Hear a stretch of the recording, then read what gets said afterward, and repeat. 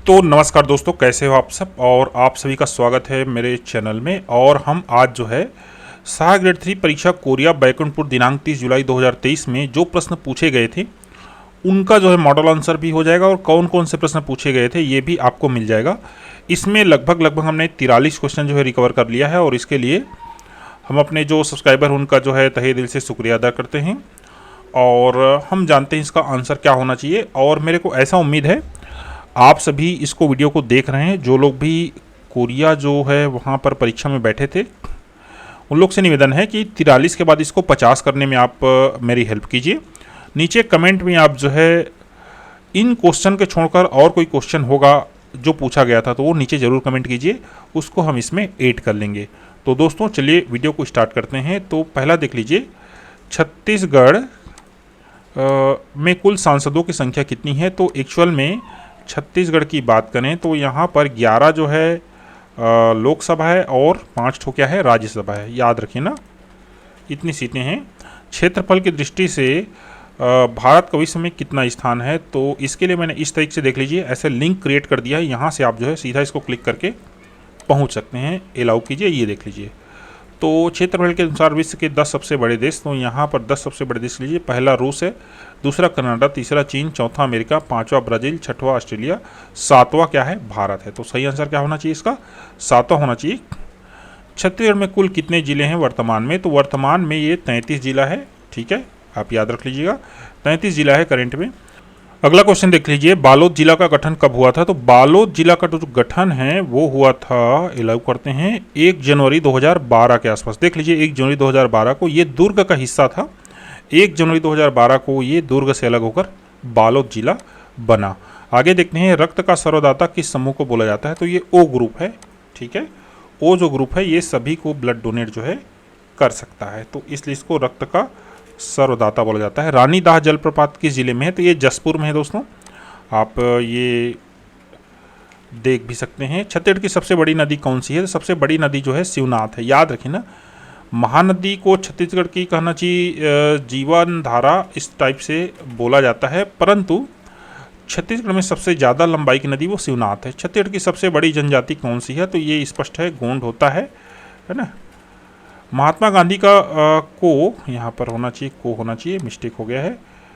महात्मा गांधी को राष्ट्रपिता किसने कहा था, तो इसको कहा था सुभाष चंद्र बोस ने। ठीक है, महात्मा गांधी के राजनीतिक गुरु कौन थे, तो महात्मा गांधी के राजनीतिक गुरु थे गोपाल कृष्ण गोखले थे ना। ठीक है, गोपाल कृष्ण गोखले थे। सबसे प्राचीन वेद कौन है, तो सबसे जो प्राचीन वेद है वो ऋग्वेद को माना जाता है, या ऋग्वेद है कहना चाहिए। अलकनंदा और भागीरथी का संगम कहाँ पर हुआ है, तो इसको बोलते हैं देवप्रयाग। ठीक है, देवप्रयाग में इनका जो है संगम हुआ था। वर्ड में फाइंड कमांड का शॉर्टकट की क्या है, तो वर्ड में इसका शॉर्टकट ही है F5 है ना। ठीक है, क्या है, F5 है। कंट्रोल शिफ्ट अल्टर कौन से की है, तो इसको मॉडिफायर की जो है बोला जाता है। ठीक है, किसी पेज में कितने मार्जिन होते हैं, तो सीधी सी बात है 4 मार्जिन होते हैं, टॉप, बॉटम, लेफ्ट, राइट। ठीक है, एक चीज़ याद रखें ना, इन सभी के 4 जो है ऑप्शन दिए गए थे परीक्षा में, लेकिन किसी भी अभ्यर्थी के लिए चारों ऑप्शन जो है याद रखना मुश्किल है। उन्होंने केवल जो है प्रश्न को याद रखा। ठीक है, तो कितने मार्जिन होते हैं, 4 मार्जिन होते हैं। ट्यूलिप पार्क कहाँ पर है, तो ट्यूलिप पार्क जो है श्रीनगर में है और इसका जो नाम है इंदिरा गांधी मेमोरियल पार्क है। और ये हम चलिए थोड़ा सा देख भी लेते हैं, ये बहुत बेहतरीन जगह है, आप यहाँ पर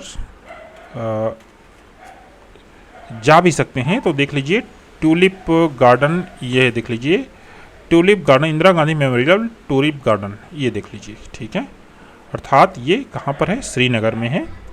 आगे बढ़ते हैं, नागार्जुन जलाशय किस राज्य में है, तो नागार्जुन जलाशय जो है वो तेलंगाना में पड़ता है। केंद्रीय वन अनुसंधान केंद्र कहाँ पर है, तो ये है दोस्तों देहरादून में है। अगला है, भारत में सबसे पहला गोल्ड एटीएम कहाँ पर स्थापित हुआ, तो ये हैदराबाद में स्थापित हुआ था। सीबीआई द्वारा नशीली दवाओं के विरुद्ध कौन सा अभियान जो चलाया गया था, तो इसका जो अभियान का नाम था ऑपरेशन गरुड़। अगर इसमें कोई भी आंसर आपको गलत लगता है तो प्लीज़ कमेंट कीजिए, हम उसको सुधार करने की कोशिश करेंगे। कोशिश नहीं, बिल्कुल करेंगे। ऑपरेशन इंद्रधनुष किससे संबंधित है? तो ऑपरेशन जो इंद्रधनुष है वो जो है टीकाकरण से संबंधित है। ठीक है, अगला क्वेश्चन देख लीजिए। पृथ्वी का सबसे नज़दीकी ग्रह कौन सा है और इसमें जो है इसका सही आंसर क्या होना चाहिए? तो ये हमने नेट से निकाल कर ये जानकारी मिल रहा है कि ये जो है शुक्र है, सॉरी बुध है। The nearest planet to the earth is Mercury. और मरकरी कहाँ पर है देख लीजिए, यहाँ मरकरी यहाँ पर है। तो ये नज़दीकी ग्रह ऐसा पता चल रहा है। ठीक है, बाकी इसके बारे में और आप श्योर हो जाइए, मैं तो थोड़ा कंफ्यूज हूँ कि कैसे है करके।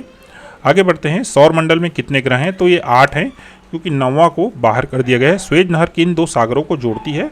तो ये जो है एक लाल सागर है और दूसरा है भूमध्य सागर। अगला है तापमान मापने की इकाई नहीं है, तो इसमें 4 ऑप्शन दिए गए थे। तो तापमान मापने की जो इकाई नहीं, इसका सही आंसर इसमें थर्मामीटर रहेगा। भारत में पहला पानी पर तैरता वित्तीय साक्षरता केंद्र जो है कहाँ पर है? तो ये दोस्तों ये है श्रीनगर में। ठीक है, किसमें है? श्रीनगर में। छत्तीसगढ़ी गीत किसने गाया? अब यहाँ पर एक छत्तीसगढ़ी गीत दिया गया था, लेकिन आप में से किसी को पता हो तो वो छत्तीसगढ़ी गीत यहाँ पर बताइए।